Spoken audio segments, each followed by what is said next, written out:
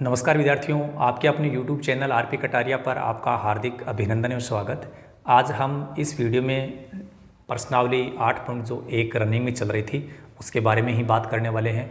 पिछले वीडियो में प्रश्न संख्या 1 से 4 तक के बारे में हम अच्छे से समझ चुके हैं। आज हम इस वीडियो में नेक्स्ट क्वेश्चन के बारे में बात करेंगे। तो चलिए प्रश्न संख्या 5। प्रश्न संख्या जो 5 है उसमें बताया गया कि यदि सेक थीटा बराबर 13/12 हो तो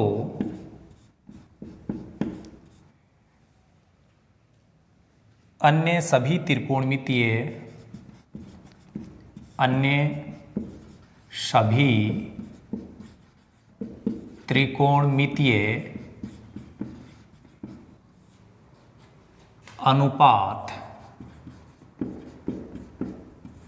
परिकलित कीजिए।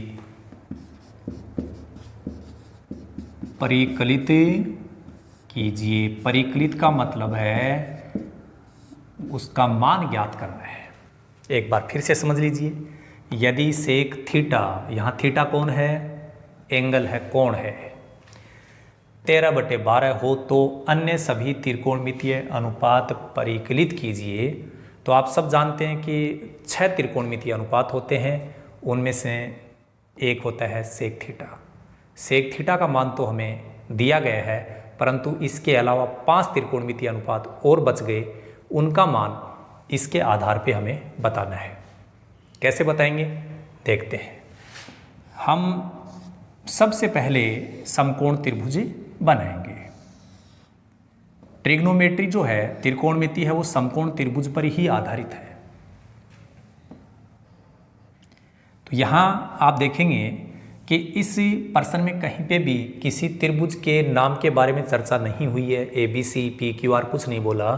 तो हम यहां पर ABC हम अपनी इच्छा से लिख सकते हैं या PQR लिख सकते हैं। ठीक है। अब हमें यह समझना है कि यहाँ जो सेक थीटा बराबर 13/12 हमें दिया गया है, उसमें कोण कौन सा है? ये है, और ये न्यून कोण है। इस न्यून कोण को हम यहाँ लिख देंगे अंदर, यहाँ। ठीक है। तो ये थीटा हो गया। कितना भी है, कुछ भी हो, इसको बोलते हैं थीटा। क्या बोलते हैं? थीटा। ठीक है। अब यहाँ से लिखेंगे अपन सेक थीटा बराबर 13/12। पहले ये समझ लो सेक का फॉर्मूला क्या होता है। सेक का फॉर्मूला होता है कर्ण बटे आधार। तो कर्ण के सामने 13 लिखा हुआ है, तो कर्ण की जगह 13 लिख दो। आधार के सामने 12 आ रहा है, तो आधार हो गया 12। यहाँ हमारे पास में लंब नहीं है। क्या नहीं है? लंब। तो लंब कहाँ से आएगा? पाइथागोरस प्रमेय से आएगा। कहाँ से आएगा? पाइथागोरस प्रमेय से। पाइथागोरस प्रमेय का फॉर्मूला क्या है? कर्ण स्क्वायर बराबर लंब स्क्वायर प्लस आधार स्क्वायर। कर्ण, ये कर्ण लिखा हुआ है 13, तो यहाँ लिख दो 13 का स्क्वायर बराबर लंब अपने पास में नहीं है, तो इसका नाम लिख दो AB स्क्वायर प्लस आधार स्क्वायर। आधार 12 है, तो यहाँ लिख दो 12 का स्क्वायर।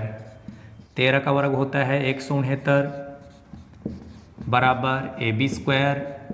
12 का वर्ग होगा 144। इस 144 का इधर पक्षांतरण कर दो। 169 माइनस 144 बराबर AB स्क्वायर। 169 में से 144 घटाएंगे तो कितना बचेगा? 25 AB स्क्वायर। और AB स्क्वायर का मान 25 है, तो AB का मान निकालोगे तो 25 के ऊपर रूट आ जाएगा। 25 का वर्गमूल होता है 5, तो यहाँ से ए बी का मान हमें पता चल गया, ए बी का मान यहाँ लिख दो आप। अब देखिए इसने कहा क्या था कि इस कोण के लिए इस सेक के अलावा जो 5 त्रिकोणमितीय अनुपात बच गए उनका मान बताओ। तो सबसे पहले त्रिकोणमितीय अनुपात आता है साइन। यहाँ कोण दे रखा है थीटा, तो थीटा ही लिख दो आप। साइन का सूत्र क्या होता है, लंब बटे कर्ण। कहाँ से आ रहा है ये, लाल बटे कक्का से। तो इसमें देखो जो न्यून कोण था थीटा वो यहाँ लिखा हुआ है, और यदि न्यून कोण थीटा यहाँ है तब कोई चिंता नहीं है, जो लंब है वही लंब है, जो आधार है वही आधार है। तो इसमें लंब है 5, कर्ण है 13, तो लंब बटे कर्ण बोला है, तो ये हो गया 5 बटे 13। इसी प्रकार इसके बाद में आएगा कोस थीटा। कोस थीटा का सूत्र होता है आधार बटे कर्ण। तो इसमें आधार है 12 और कर्ण है 13, तो लिख दो 12 बटे 13। इसके बाद में आता है टेन थीटा। टेन थीटा का सूत्र होता है लंब बटे आधार। यहाँ पर लंब है 5, आधार है 12, तो इसका उत्तर हो गया 5 बटे 12। टेन के बाद में आता है कोट। कोट का सूत्र होता है आधार बटे लंब। आधार का मान कितना है 12, लंब है 5, तो ये हो गया 12 बटे 5। कोट के बाद में आता है सेक। तो सेक तो अपने को दिया गया था, ठीक है। और सेक के बाद में कौन आता है, कोसेक। तो ये कोसेक थीटा। कोसेक थीटा का सूत्र होता है कर्ण बटे लंब। यहाँ पर कर्ण कितना है हमारे पास 13, लंब कितना है 5, तो इसका उत्तर हो जाएगा 13 बटे 5। एक बार फटाफट फिर से फास्ट अपन थोड़ा सा समझ लेते हैं। डायग्राम बना लो। डायग्राम बनाने के बाद में ये देखो कि आपको दिया क्या गया, सेक थीटा। जो भी मान दे रखा है उसका सूत्र लगा दो सेक का, और वहाँ से ये पता कर दो कि समकोण त्रिभुज में कौन सी भुजा आपके पास में है। जैसे कर्ण का मान 13 मान लेंगे, आधार की जगह हम 12 लिख देंगे। फिर हमारे पास में लंब नहीं था, तो हमने पाइथागोरस प्रमेय का प्रयोग करके हल करते हुए यहाँ पर लंब का मान निकाल लिया, लिख दिया यहाँ पर। इसने कहा था कि अन्य सभी त्रिकोणमितीय अनुपात, अन्य सभी का मतलब 6 त्रिकोणमितीय अनुपात होते हैं, जिनमें से सेक का मान दे दिया, बाकी 5 का निकालना है। तो साइन, कोस, टेन, कोट, कोसेक, इन सब के सूत्र लिखते गए, और लंब, आधार और कर्ण हमारे पास में यहाँ पर है। यहाँ से देख देख के वहाँ लिखते रहो। सरल होता है तो कर दो, सरल नहीं होता है तो वही आपका आंसर है। ये प्रश्न संख्या 5। प्रश्न संख्या 5 आप समझ गए, तो आप सब समझ गए। अब क्या लग रहा है, कमेंट करके हमारे वीडियो के कमेंट बॉक्स में जा कर के आप ज़रूर बताइएगा कि आपको किस प्रकार से ट्रिग्नोमेट्री समझ में आ रही है। और अभी तक जिन व्यूअर्स ने हमारे चैनल को सब्सक्राइब नहीं किया है वो सब्सक्राइब ज़रूर कर लें, क्योंकि आने वाले टाइम में हम आपके लिए सभी चैप्टर्स के वीडियोज़ लेकर के आएंगे, और बहुत ही बेहतरीन तरीके से आपको बारीकी से उसके बारे में बताएंगे।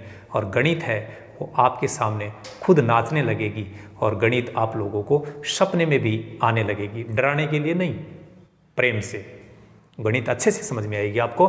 और अब हम प्रश्न संख्या 6 की बात करते हैं।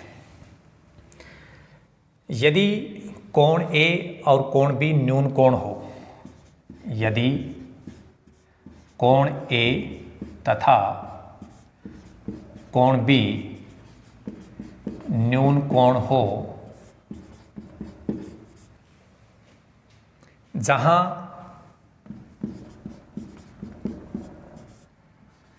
कोस A, जहां कोस A बराबर कोस B, तो दिखाइए कि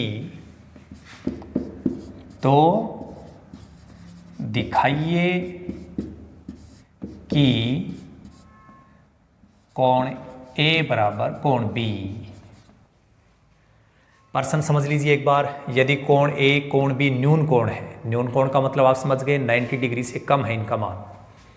कोस A बराबर कोस B, ये भी कंडीशन दे रखी है कि कोस A और कोस B का मान बराबर है, ऐसा आप समझ लीजिए। तो दिखाइए दिखाने का मतलब क्या होता है? सिद्ध करना। कई विद्यार्थी समझेंगे कि दिखाना है तो यूं करके दिखाएंगे कि देख लीजिए।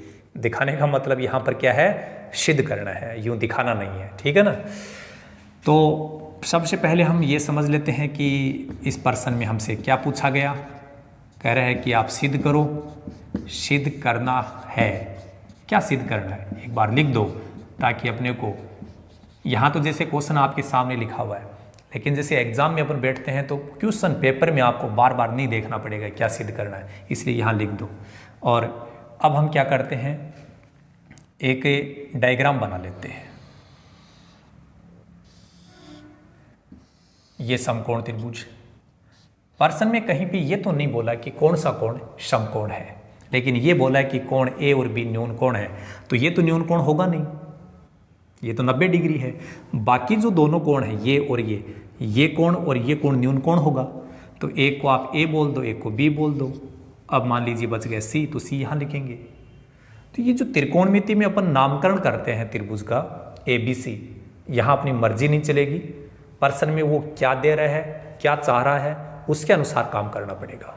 ठीक है, देखिए हम क्या करेंगे, एक अपने को इस कंडीशन को काम में लेना है, कोस ए बराबर कोस बी को। लेकिन पहले हम ये समझेंगे कि कोस ए का मान क्या होगा, और करना कुछ नहीं है, सीधा सीधा समझना है। कोस का सूत्र लगा दो।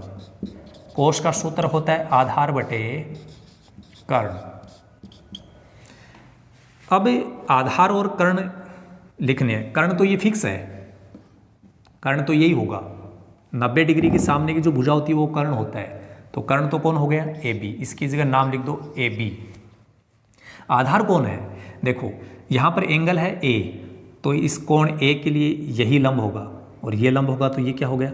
आधार। तो इसमें आधार कौन होगा? सी ए। सी ए लिख दो चाहे ए सी लिख दो, एक ही बात है। ठीक है। अब जैसे हमने कोस ए का मान मैंने क्यों निकाला? क्योंकि अपने को ये कंडीशन दे रखी है कोस ए बराबर कोस बी, तो इसको अपन यूज में लेंगे, काम में लेंगे। अब काम में लेंगे तो अपने को ये पता होना चाहिए ना कोस ए और कोस बी का मान क्या होगा, तो वो अपन पहले ही प्राप्त कर रहे हैं। इसी प्रकार कोस बी का मान जब हम निकालेंगे तो सूत्र तो यही होगा, आधार बटे कर्ण। कोस का सूत्र तो यही होगा, लेकिन कोण बी ये है, तो ये तो कर्ण हो गया। कर्ण के अलावा यहाँ पर जो भुजा आ रही है वो कौन है? आधार। क्योंकि इस कोण बी के लिए ये लंब है, कोण बी के लिए लंब कौन है? ए सी।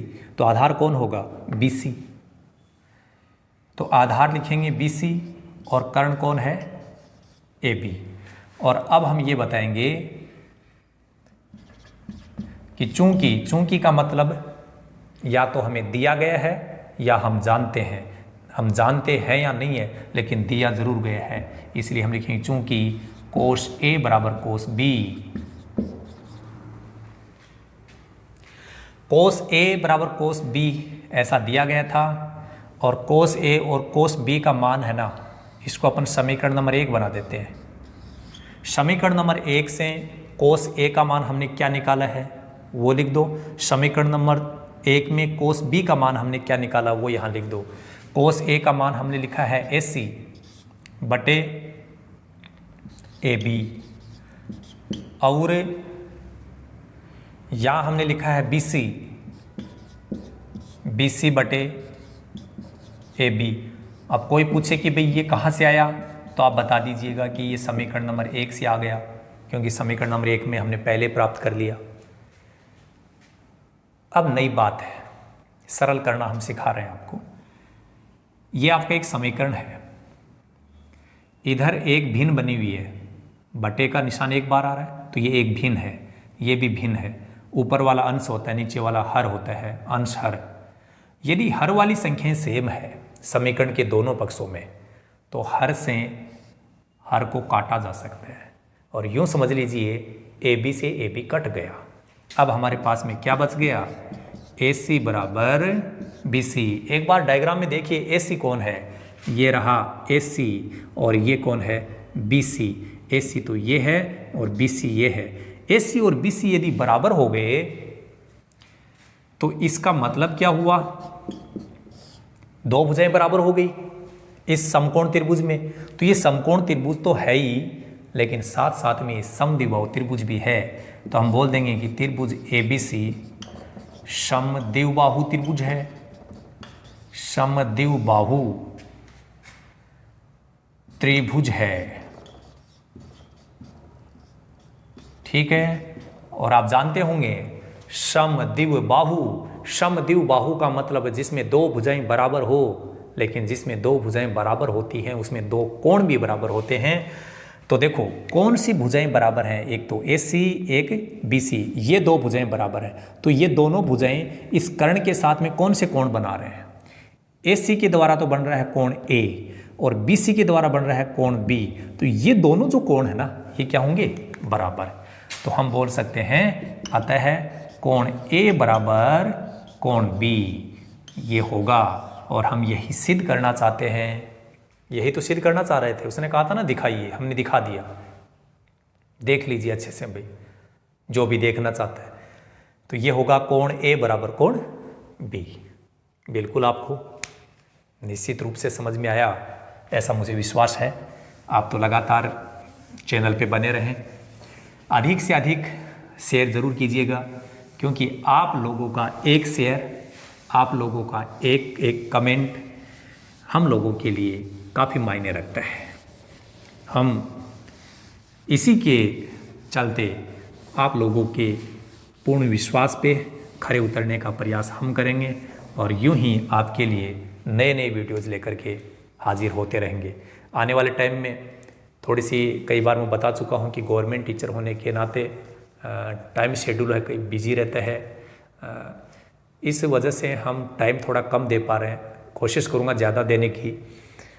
आने वाले टाइम में हम, आपको पता है कि 10th क्लास की वीडियोस डाल रहे हैं चैनल पे, 12th क्लास से जो है उसकी वीडियोस, बाकी क्लास से जो हैं उनकी वीडियोस भी डालेंगे। कॉम्पिटिटिव एग्ज़ाम के लिए भी हम एक बार हमने शुरुआत की थी, लेकिन बीच में किसी कारणवश हम आगे नहीं चल पाए। अब हम एक बार फिर से कॉम्पिटिटिव लेवल की एग्ज़ाम के लिए भी यहाँ पर आप लोगों के लिए मेट्रो उपलब्ध करवाएंगे। तो आप तो हमारे चैनल पे बने रहिएगा और अधिक से अधिक जो गणित के प्रेमी हैं, जो चाहते हैं कि गणित में हम लोग कुछ करना चाहते हैं, उन लोगों को यहाँ से जोड़ने का प्रयास कीजिएगा। चलिए आगे बढ़ते हैं। प्रश्न संख्या 7। प्रश्न संख्या जो 7 है उसमें बोला गया यदि कोट थीटा, यदि कोट थीटा बराबर 7/8 तो पॉइंट नंबर 1 में 1 प्लस साइन थीटा, यहाँ 1 माइनस साइन थीटा बटे 1 plus cos theta, 1 minus sine theta. एक तो इसका मान बताना है और पॉइंट नंबर 2 में बोल रहे हैं कोट स्क्वायर थीटा का मान निकालिए, का मान निकालिए। अब हम निकाल के बताते हैं आपको मान। कैसे निकालें? वही तरीका है अपना। सबसे पहले समकोण त्रिभुज, प्रश्न में कहीं त्रिभुज के कोई शीर्ष बिंदु या त्रिभुज के नाम के बारे में बात हुई नहीं, तो इस त्रिभुज का आप कुछ भी नामकरण कर सकते हैं, कोई भी नाम दे दीजिए। लेकिन एक बात समझनी है, यहाँ कोट थीटा बराबर 7/8 दिया गया है। यहाँ पर कोण कौन है? थीटा। ये अज्ञात कोण है, न्यून कोण है। न्यून कोण को आप यहाँ लिख दिया करो अंदर, ठीक है। अब अपने को दिया क्या गया था? कोट थीटा का मान दिया गया है 7/8। पहले कोट का फॉर्मूला लिखो। क्या होता है? कोट का फॉर्मूला होता है आधार बटे लंब। क्या होता है भाई? आधार बटे लंब। तो आप थोड़ा सा समझ लो कि आधार के सामने 7 लिखा हुआ है, तो आधार की जगह 7 लिख दो। लंब 8 है तो लंब की जगह 8 लिख दो। और पता करो कि हमारे डायग्राम में क्या नहीं है, कौन सी भुजा नहीं है? कर्ण नहीं है। कर्ण का मान पाइथागोरस प्रमेय से प्राप्त कर लो। पाइथागोरस प्रमेय। कर्ण स्क्वायर बराबर लंब स्क्वायर प्लस आधार स्क्वायर। यहाँ पर कर्ण का नाम है AC, तो आप AC लिख दो, AC स्क्वायर। लंब का मान 8 है, आधार का मान 7 है, तो लंब स्क्वायर प्लस आधार स्क्वायर का मतलब 8 का स्क्वायर प्लस 7 का स्क्वायर। 8 का वर्ग होता है 64, 7 का वर्ग होता है 49। इनको यदि अपन जोड़ेंगे तो इसका उत्तर आएगा हमारे पास में 113। ठीक है, तो ये सब AC स्क्वायर के बराबर चल रहा है, लेकिन हमें AC का मान निकालना है। तो यहाँ से जब वर्ग हटेगा तो इधर वर्गमूल आ जाएगा। 113 डायरेक्ट किसी संख्या का वर्ग नहीं है, अर्थात ये पूर्ण वर्ग संख्या नहीं है। पूर्ण वर्ग का मतलब समझ गए, ये किसी का डायरेक्ट वर्ग नहीं है। ये किसी का डायरेक्ट वर्ग नहीं है तो इसका सीधा सीधा वर्गमूल भी नहीं निकलेगा। इसको आप यहीं छोड़ दीजिए और तो आपका कर्ण हो गया √113। आप देखो पॉइंट नंबर 1 में अपन देखते हैं कि इसका मान पूछा गया है। मान तो बता देंगे, लेकिन पहले ये पता करो कि पॉइंट नंबर 1 में कौन कौन सा त्रिकोणमितीय अनुपात आ रहा है। तो आप देख रहे हैं कहीं न कहीं साइन आ रहा है, कहीं न कहीं कोस आ रहा है। तो साइन का और कोस थीटा का मान निकालो पहले। साइन थीटा और कोस थीटा। साइन थीटा का सूत्र होता है लंब बटे कर्ण। यहां से पता करो, ये है लंब और ये कर्ण है, लिख दो 8/√113। कोस का सूत्र होता है आधार बटे कर्ण। आधार बटे कर्ण, आधार है 7, कर्ण है ये 7/√113। और अब हम बताते हैं पॉइंट नंबर 1 की वैल्यू। पॉइंट नंबर 1 में पूछा गया है कि 1 + sin theta into 1 - sin theta बटे 1 + cos थीटा और यहाँ 1 - cos थीटा। देखिए आगे, साइन थीटा और कोस थीटा का मान हमने यहाँ क्या क्या लिखा है वो मान यहाँ लिखते जाओ बस। 1 + साइन थीटा का मान लिखा है 8/√113। 1 - साइन थीटा का मान है 8/√113 बटे कोस थीटा। यहाँ कोस थीटा आ रहा है, कोस थीटा का मान ये है 1 + 7/√113 1 - 7/√113। ये दोनों जो ब्रैकेट है इनमें संख्याएं तो एक जैसी हैं, जैसे एक यहाँ 8/√13 113 यहाँ पर भी है, 8/√113 यहाँ पर भी है। एक जैसी संख्याएं जो हैं, जैसे 1 1, इसको एक बार a बोल के देखना, इसको और इसको b बोल के देखना, आपको लगेगा कि ये a + b और a - b बन गया। ऐसा ही यहाँ पर a + b और a - b बन गया। और आपको पता होगा कि a + b और a - b जो है वो किसका सूत्र था, a² - b² का। समझ में आ रही बात? तो आपका ये सूत्र है और ये उत्तर है। a आपने किसको बोला था, 1 को, तो 1 का स्क्वायर 1, इसका स्क्वायर कर दो 8/√113। समझ में आ रही बात? जब हमने इसको बोल के देखा a + b a - b ये बना तो हमें ये बनाना है a² - b²। a² हमने किसको बोला, 1 को, 1 का स्क्वायर, यहाँ माइनस b² का मतलब इसका स्क्वायर। ऐसे ही नीचे हर में भी ऐसे ही होगा, 1 का स्क्वायर माइनस 7/√113 का स्क्वायर। चलिए आगे बढ़ते हैं कि किस प्रकार से आगे हल हो जाएगा ये। 1 का वर्ग क्या होगा, 1 का वर्ग तो 1 होता है, माइनस 8 का वर्ग करेंगे तो 64, और जब रूट वाली संख्या का वर्ग होगा तो ये वर्ग इस रूट को हटा देगा, तो इसका उत्तर हो जाएगा सीधा 113। ऐसे ही नीचे 1 का स्क्वायर 1, 7 का वर्ग हो जाएगा 49, और इसका स्क्वायर करेंगे रूट वाली संख्या का तो ये स्क्वायर इस रूट को हटाएगा, तो यहाँ पर भी 113 है। ऊपर ये जो संख्या आ रही है इसका एलसीएम ले लेंगे अपन 113 113 ही आएगा। यहाँ बटे में कोई संख्या है नहीं एक के अलावा, तो इसको इससे सीधा गुणा कर दो 113 माइनस ये 64 ऐसा कैसा लिख दो। ऐसे ही नीचे इसका भी एलसीएम लेंगे 113, इसके बटे में एक के अलावा कुछ भी नहीं है तो इसको इससे गुणा कर दो 113 माइनस 49। आगे देखो 113 में से 64 घटाएंगे कितना बचेगा, आपको मैं यहाँ बता दूँ, जब हमने 64 और 49 को जोड़ा था तब 113 आया था। तो 113 में 64 घटाओगे तो 49 बच जाएगा और 49 घटा दोगे तो 64 बच जाएगा। तो 113 में से 64 घटाएंगे तो कितना बचेगा 49 बटे 113, और 113 में से 49 घटेगा तो बचेगा 64 बटे 113, और ये बन गई आपकी लंगड़ी भिन्न। कैसी भिन्न भाई, लंगड़ी भिन्न। और लंगड़ी भिन्न को कैसे सरल करते हैं, लंगड़ी भिन्न किसको बोलते हैं कि ऊपर भी एक भिन्न बन जाए और भिन्न के बटे में एक बार फिर से भिन्न आ जाए, दो भिन्न आपस में एक दूसरे के बटे में लिखी हुई है।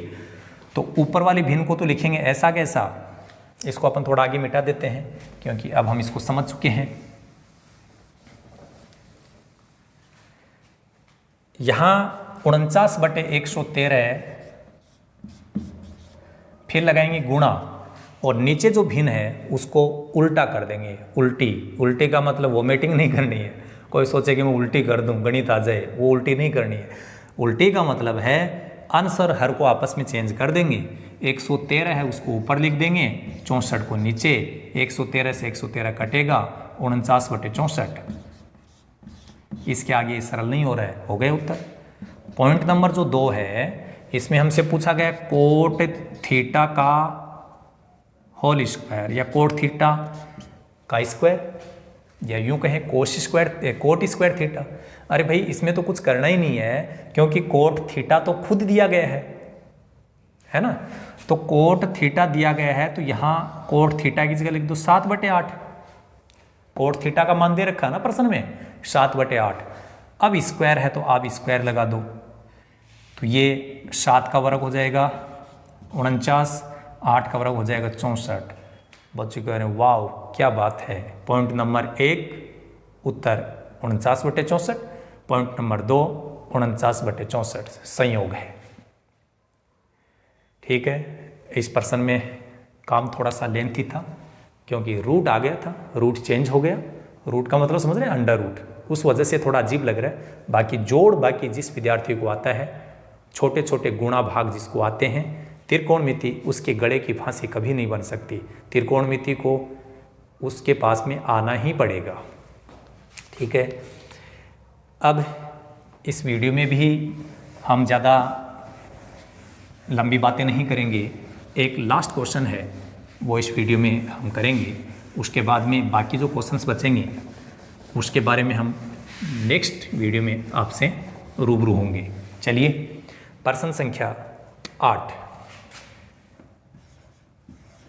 3 कोट A बराबर 4।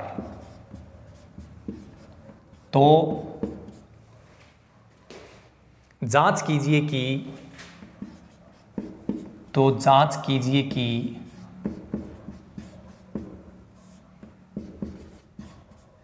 1 माइनस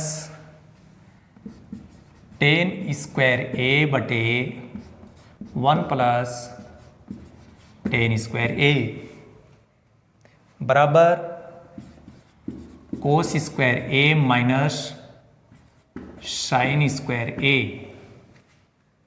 है या नहीं, है या नहीं। दोबारा सुन लीजिए, 3 कोट A बराबर 4, ये तो अपने को कुछ कंडीशन है, काम में लेंगे अपन इसको। ठीक है, जांच कीजिए कि 1 माइनस 10 स्क्वायर A बटे 1 प्लस 10 स्क्वायर A बराबर cos square A minus sine square A है या नहीं है या नहीं, जांच करनी है। अरे जांच करने के लिए कोई नया मेथड नहीं आएगा, जो मेथड अभी तक हम काम में लेते हैं वही मेथड है। इसमें डायग्राम बनाएंगे सबसे पहले। कैसा डायग्राम? समकोण त्रिभुज। पर्सन में कहीं पे भी त्रिभुज का नाम तो नहीं बोला गया, लेकिन ये जरूर दिया गया है कि यहाँ पर न्यून कोण कौन है? ए, इसलिए उस ए को यहाँ लिख दो। अब बी सी कहीं लिख दो, ठीक है।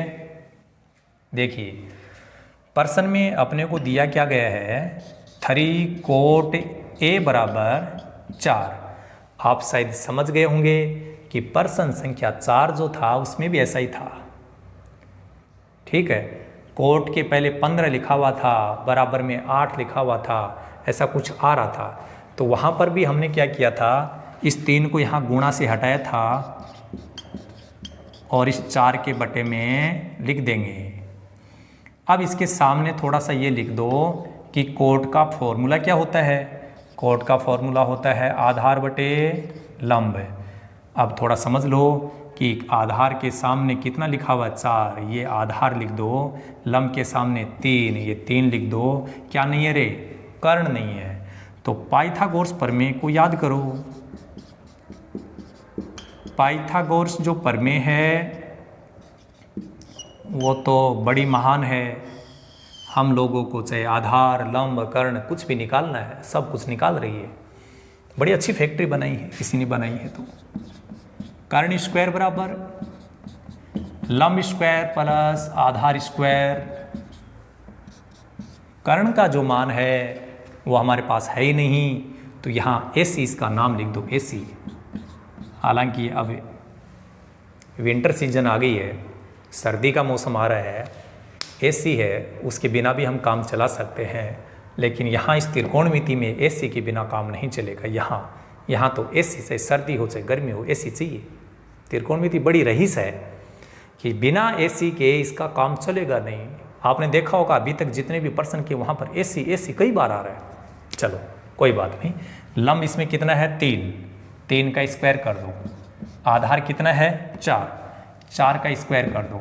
3 का स्क्वायर होता है 9, 4 का कितना होता है? 16। 9 और 16 को जोड़ेंगे 25। लेकिन ये 25 आ किसके बराबर रहा है? AC स्क्वायर के।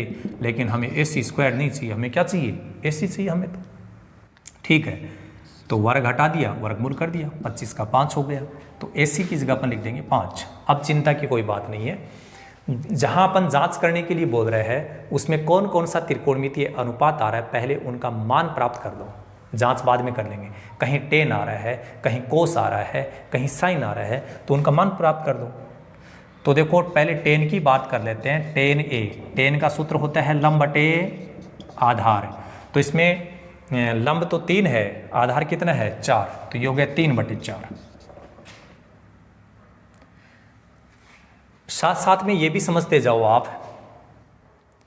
कि देखो यहाँ कोट ए के आगे 4 बटे 3 लिखा हुआ है और टेन ए के आगे 3 बटे 4, उल्टा हो गया। 4 बटे 3 उल्टा करेंगे 3 बटे 4। क्या समझ में आया?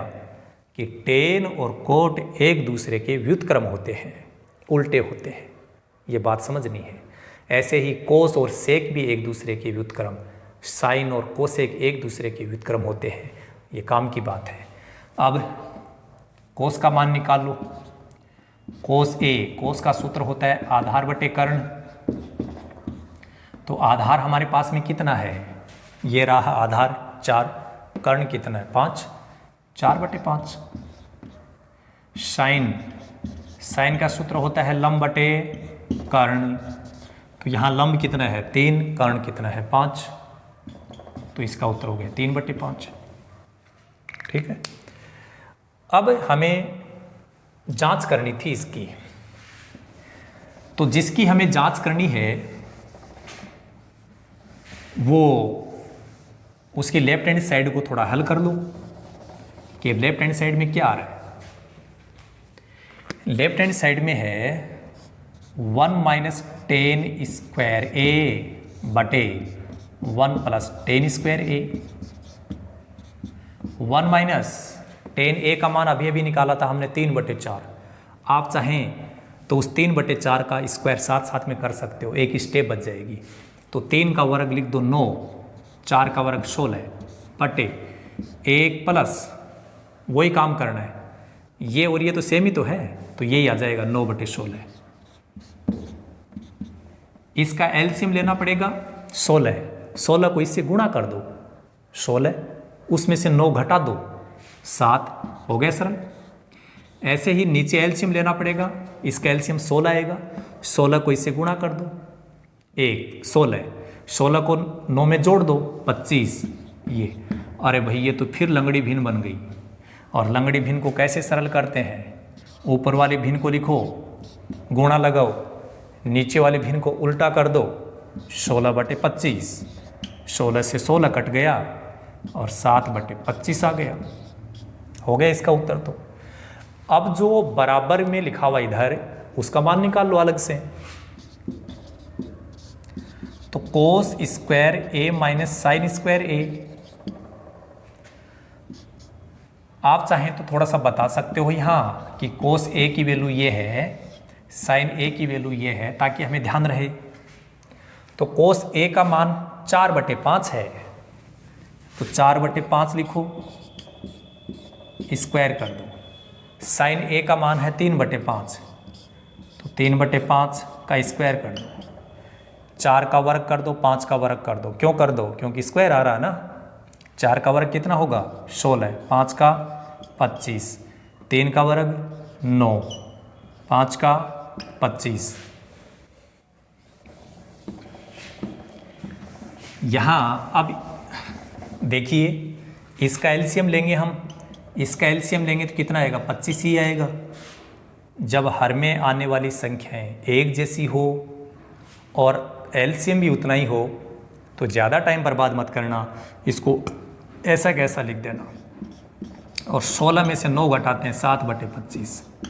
थोड़ा सा ध्यान से देखिए कि बराबर के पहले जो लेफ्ट हैंड साइड थी, लेफ्ट हैंड साइड को हम सरल करते गए, अपना उत्तर आ गया था 7/25।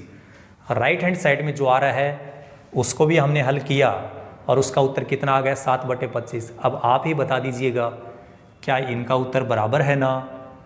बराबर है। बस यही तो पूछ रहा था कि ये दोनों बराबर है या नहीं।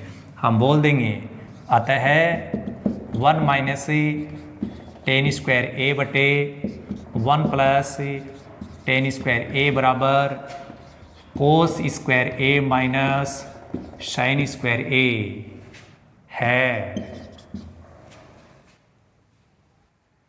ये इसके बराबर है, बस यही बताना था। तो ये आपका प्रश्न संख्या 8 है, कंप्लीट होता है इस वीडियो में केवल इतना ही। So thank you so much, all the best, be positive always.